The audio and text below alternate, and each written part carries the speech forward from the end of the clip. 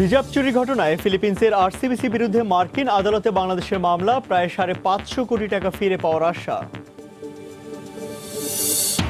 এ মাসে পদ্মা সেতুতে বসতে পারে 7 ও 8 নম্বর স্প্যান, দ্রুতগতিতে এগিয়ে যাচ্ছে কাজ। জুনের মধ্যে সবগুলো পিলার বসানোর পরিকল্পনা। এবং মাদারীপুরের শরীয়তপুরে তাঁতপল্লীর প্রস্তাবিত জমিতে স্থাপনা নির্মাণে হিড়িক, অসাধু উপায়ে টাকা হাতিয়ে নিতে তৎপর এক শ্রেণী।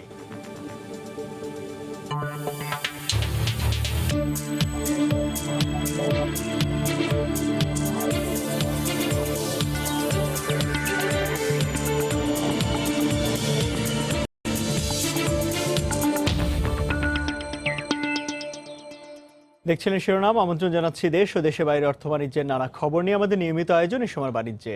আর আপনাদের সঙ্গে আছি আমি ইমতিয়াজ আহমেদ।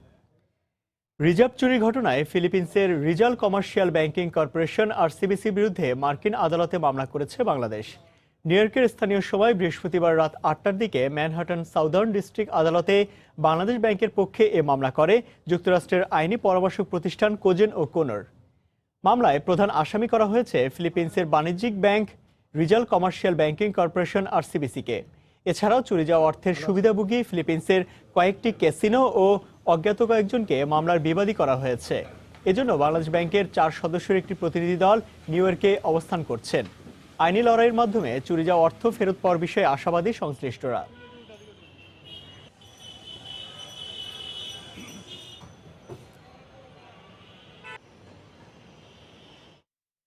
পদ্মা সেতু নির্মাণ কাজের অগ্রগতি নিয়ে প্রতি মাসের 1 তারিখে আমরা বিশেষ রিপোর্ট প্রচার করে থাকি। এরই ধারাবাহিকতায় আজ থাকছে সেতুর স্প্যান বসানোর অগ্রগতির খবর। চলতি মাসে পদ্মা সেতুতে যোগ করা হতে পারে আরও 2টি স্প্যান। নদীর জাজিরা প্রান্তে আগের 6টি স্প্যানের সঙ্গে বসতে পারে 7 ও 8 নম্বর স্প্যান। এজন্য শতভাগ প্রস্তুত করে তোলা হচ্ছে 34 ও 35 নম্বর পিলার। এছাড়া নকশা জটিলতা কেটে যাওয়ায় সেতুর কাজ এখন আগের চেয়ে কয়েক গুণ গতি আসবে বলে আশা প্রকাশ করেছেন প্রকল্প সংশ্লিষ্টরা। সাইফুল ইসলামের ছবিতে এসআর জুয়েলের রিপোর্ট। দুই প্রান্ত মিলিয়ে প্রায় 9.5 কিলোমিটারের পদ্মা সেতু। নদীতে থাকা 6.15 কিলোমিটারের মধ্যে বর্তমানে দৃশ্যমান প্রায় 1 কিলোমিটার সেতু। পুরো নদী জুড়ে চলছে মহাযজ্ঞ। 42টি পিলারের মধ্যে এখন পর্যন্ত কাজ ধরা হয়েছে 37টির। এর মধ্যে পুরো কাজ শেষ হয়েছে 18টির, আরও 11টির কাজ শেষের দিকে। যে 5টি পিলারের কাজ এখনও শুরু করা যায়নি, শিগগিরই সেগুলোর কাজও ধরা হবে। আগে অন্য পিলারগুলো নকশা জটিলতার সমাধান হলেও আটকে ছিল 6 ও 7 নম্বর। সেটাও কেটে যাওয়ার পর এ দুটি পিলারেও এখন চলছে কাজ। জুনের মধ্যে সবগুলো পিলার বসানোর পরিকল্পনা সংশ্লিষ্টদের। পাইল ড্রাইভিং বার্জ, এটাকে এক জায়গায় স্থির করা খুব ডিফিকাল্ট, কারেন্ট এত বেশি হয়। সেই জন্য এদিক থেকে মাওয়ার দিক থেকে প্রথম মডিউল এটা কাজ করা যায় নাই। যদিও ছবিতে দেখবেন যে অনেকগুলো পিলার কিন্তু রেডি হয়ে গেছে। যে আশা করি এটা এই আগামী কয়েক মাসে অনেক উল্লেখযোগ্য অগ্রগতি হবে। 18টি পিলার নদীতে দৃশ্যমান হলেও স্প্যান বসানোর সংখ্যা সে তুলনায় কম। কারণ একটি মডিউলের 6টি পিলার একসাথে না বসলে সেখানে বিচ্ছিন্নভাবে স্প্যান বসানোর সুযোগ নেই। এসের মতো প্ল্যানে এই একটা, তার মানে একটা ডিফাইন্ড জিওমেট্রি, তার মধ্যে আবার ভার্টিক্যাল একটা স্লোপ আছে। Every truss defined geometry. এটা কোনোভাবে এক ট্রাস এনে অন্যখানে বসানো যায় কি না, এটা আলোচনা হচ্ছে এখন। বাট এখন পর্যন্ত আছে যে এটা সম্ভব না। একটা মডিউল শেষ করে ওখানে বসাই দেব, মাঝখানে বিচ্ছিন্নভাবে বসাই দেওয়া যাবে। এটা হলো আমাদের 1 নম্বর প্রিপারেশন, যেটা বললেন। সেকেন্ড হলো স্প্যান তৈরি করা। চায়নাতে 150 মিটার বানাইতে গেলে আমাদের সুবিধা হতো, বাট ট্রান্সপোর্ট হবে। জাজিরা প্রান্তে আগের 6টির সাথে 7ম স্প্যান বসানোর জন্য এখন প্রস্তুত 35 নম্বর পিলার। 90 ভাগের বেশি কাজ শেষ হয়েছে 34 নম্বর পিলারেরও। এ পর্যন্ত প্রকল্পের কাজ 72 ভাগ, মূল সেতুর কাজ শেষ হয়েছে 63 ভাগ। নকশা জটিলতা কেটে যাওয়ার পর অনেক কিছু এখন খুব দ্রুত ঘটবে। কোনো মাসে একটি, কোনো মাসে 2টি করে স্প্যান যোগ করা সম্ভব হবে। আর ক্রমবর্ধমান এই পদ্মা সেতু বিশ্বের বুকে জানান দেবে বাংলাদেশের সক্ষমতার গল্প, যে গল্পে মিশে থাকবে অসংখ্য চ্যালেঞ্জ আর স্বপ্নের বুনন। এহসান জুয়েল, সময় সংবাদ, জাজিরা, শরীয়তপুর। সমান্তালে এগিয়ে চলছে স্বপ্নের পদ্মা সেতু। সেতুর মেগা প্রকল্পের অংশ হিসেবে বাংলাদেশ তাঁত শিল্প বোর্ডের আওতায় মাদারীপুর ও শরীয়তপুরের সীমানার 120 একর জমিতে হতে যাচ্ছে শেখ হাসিনা তাঁতপল্লী। এই সুযোগে সরকারি টাকা হাতিয়ে নিতে প্রস্তাবিত খালি জমিতে শত শত ঘরবাড়ি ও স্থাপনা নির্মাণের হিড়িক পড়েছে। এ ব্যাপারে ব্যবস্থা নেওয়ার আশ্বাস দিয়েছে জেলা প্রশাসন। মাদারীপুর থেকে সঞ্জয় কর্মকার, অভিজিতের পাঠান তথ্য ও সাদাত আগুনের তোলা ছবি নিয়ে রিপোর্ট। স্বপ্নের পদ্মা সেতুকে ঘিরে মাদারীপুর ও শরীয়তপুরের বিভিন্ন এলাকায় গড়ে উঠেছে মেগা প্রকল্প। এরই অংশ হিসেবে শেখ হাসিনা তাঁতপল্লী নির্মাণ করতে যাচ্ছে সরকার। এই খবরে প্রস্তাবিত খালি জমির উপর শত শত গাছপালা রোপণ ও নতুন নতুন ঘরবাড়ি তুলে সরকারের কাছ থেকে অতিরিক্ত অর্থ আদায়ের পায়তারা করেছেন স্থানীয়রা। আমাদের অনেক কিছু দিব বা বেশিরভাগই আমাদের দিব, এরকম বইলা কাজ করতেছে। এই শতকরা 90% আছে মনে করেন যে বাইরের লোক, এটা আমাদের গ্রামের না, বাইরের লোক উঠাচ্ছে, তাদের জায়গা আছে তারা উঠাচ্ছে, কিন্তু আমাদের গ্রামের যেটা প্রয়োজন আমরা সেটা উঠেছি। সাব রেজিস্ট্রি সুবিধে কিছু জায়গা জমি এরা কিনা তারাও এখানে গড়দর তুলছে। 5 ভাইয়ের ঘর আছে 2টা, লাগবে 5টা, এই জন্য ঘর উঠাইতে পারছি আমরা। দালাল বলতে হলে নাডুবার লোকেরা, তারা বিল পেয়েছে তারাই দিয়ে পুরান ঘর উঠতেছে, নতুন ঘর উঠতেছে ভাঙ্গা ভাঙ্গা। ক্ষতিপূরণের সরকারি বাড়তি টাকার অর্ধেক পাবে জমির মালিক, আর বাকি অর্ধেক পাবে টাকা বিনিয়োগকারী। এমন শর্তে এসব অবৈধ স্থাপনা নির্মাণের জন্য একটি চক্র লাখ লাখ টাকা বিনিয়োগও করেছে। এসব অসাধুদের বিরুদ্ধে সোচ্চার স্থানীয় জনপ্রতিনিধিও।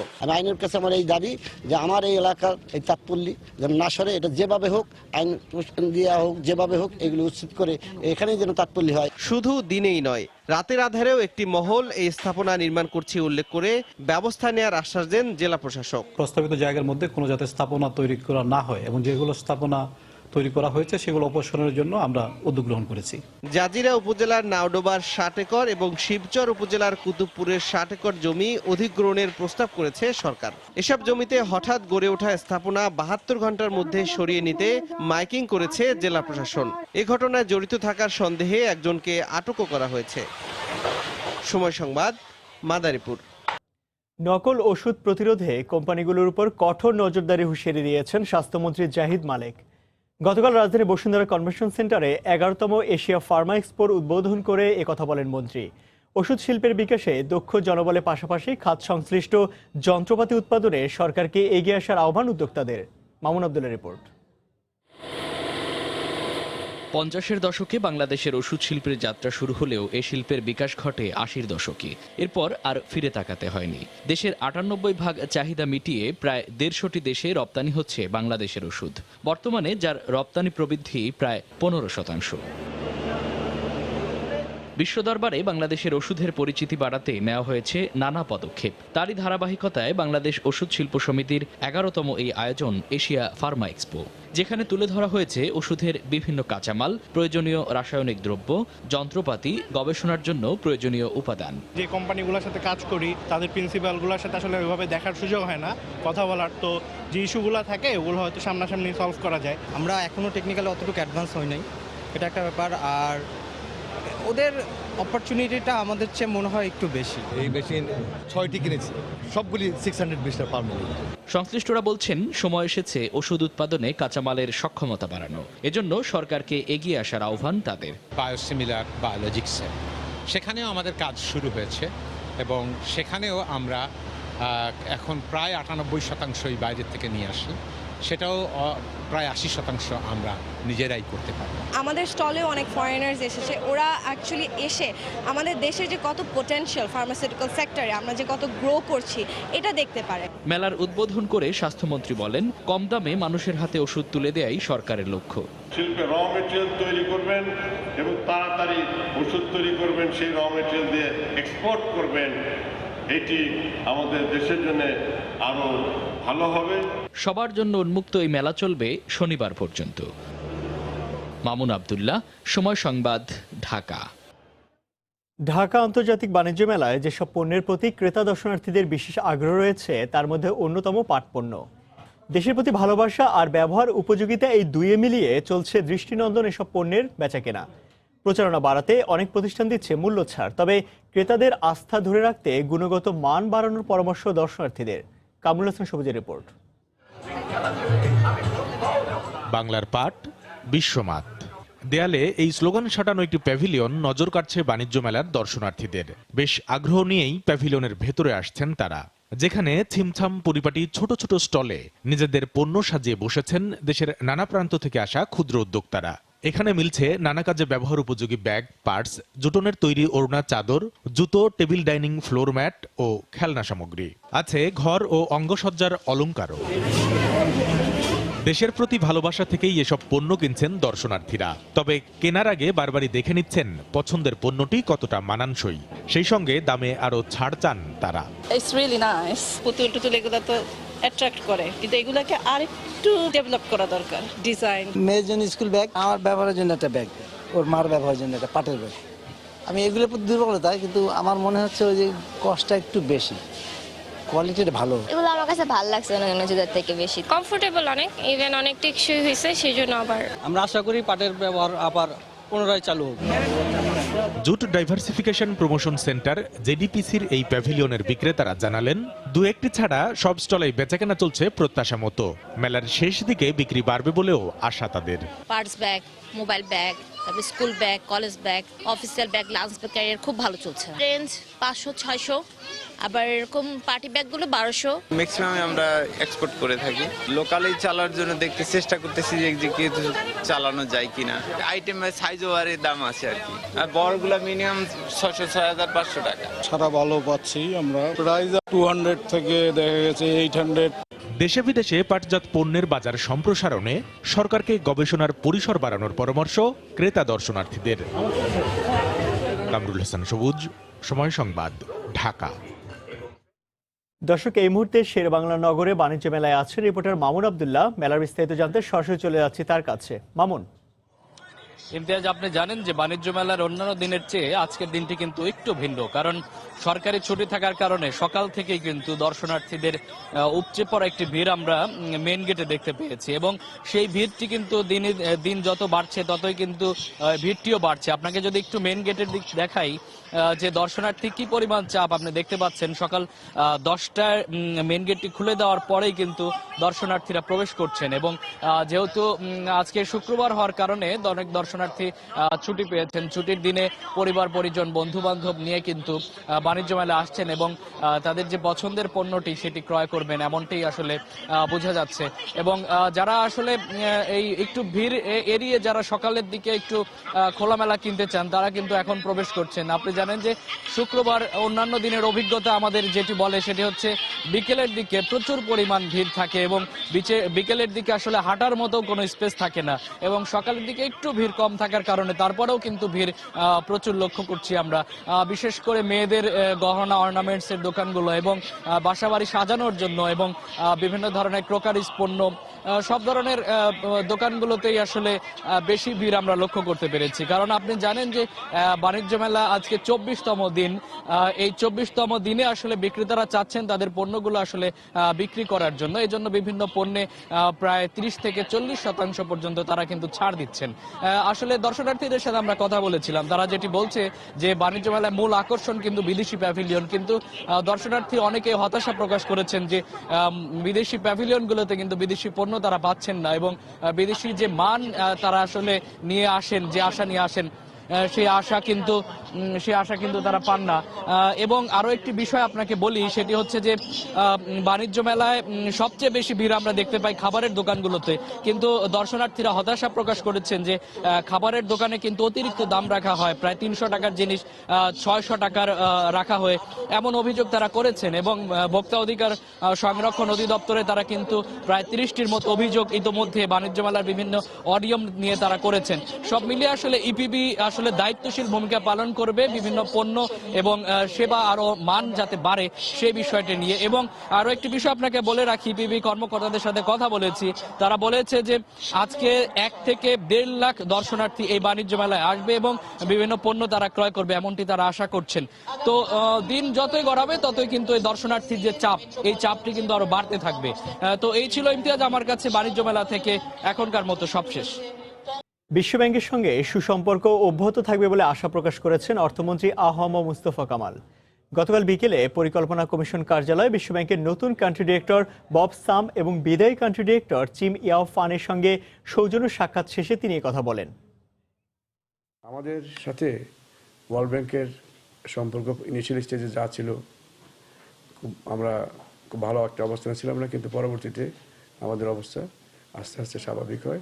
এখন তারা আমাদের আবার আগের মতো আমাদের সম্পর্ক আমি মনে করি। সামনে এগোতে গেলে যে আমাদের চাহিদাগুলো লার্জলি আমরা তাদের থেকে প্রত্যাশা করি এবং তারাও আমার সাথে সম্পৃক্ত হতে চায়। আমরা মনে করি যে আমরা যখনই আমাদের কোনো ভালো প্রকল্প থাকবে তাদেরকে আমরা আমাদের সাথে পাবো। ভারত বাংলাদেশের দ্বিপাক্ষিক বাণিজ্য বৃদ্ধিতে অভিন্ন নদী প্রশ্নে ভারতের দৃষ্টিভঙ্গি সহায়ক নয় বলে মন্তব্য করেছেন প্রধানমন্ত্রী অর্থনীতি বিষয়ক উপদেষ্টা ডক্টর মশিউর রহমান। গতকাল রাজধানী একটি হোটেলে ভারত বাংলাদেশ চেম্বার অব কমার্সের উদ্যোগে সমুদ্র অর্থনীতি বিষয়ক সেমিনারে তিনি কথা বলেন। এছাড়া নৌ ও সড়ক যোগাযোগ বাড়ানোর সঙ্গে জলবিদ্যুৎ উৎপাদন ও ব্যবহারে সহযোগিতা বাড়ানোর আহ্বানও জানান তিনি। এ সময় ব্যবসায়িক স্বার্থ বিবেচনায় সম্ভাব্য সব ক্ষেত্রে দুদেশের মধ্যে যোগাযোগ ব্যবস্থার উন্নয়ন ও তা কাজে লাগানোর পরামর্শ দেন ভারত বাংলাদেশ চেম্বার অব কমার্সের প্রেসিডেন্ট মাতলুব আহমদ।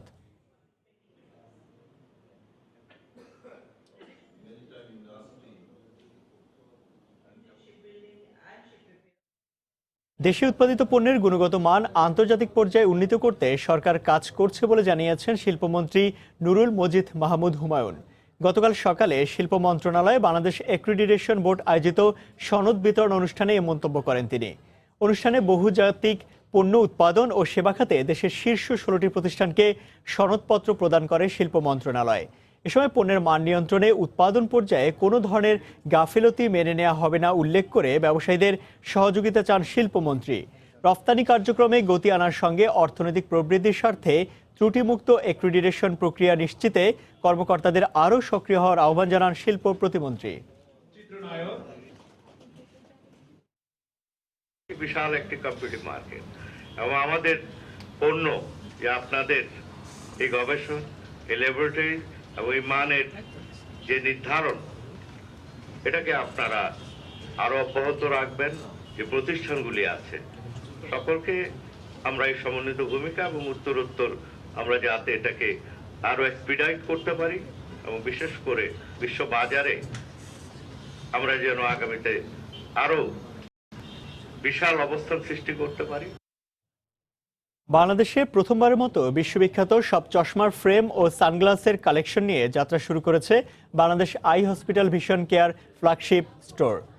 এই ফ্ল্যাগশিপ স্টোরের উদ্বোধন করেন নাট্য ব্যক্তিত্ব ও সংসদ সদস্য আসাদুজ্জামান নূর। বিশেষ অতিথি হিসেবে উপস্থিত ছিলেন শ্রীলঙ্কার রাষ্ট্রদূত ক্রিসান্থি ডি সিলভা। এছাড়া ক্রিকেট বোর্ডের পরিচালক আকরাম খান সহ গণ্যমান্য ব্যক্তিবর্গ উপস্থিত ছিলেন।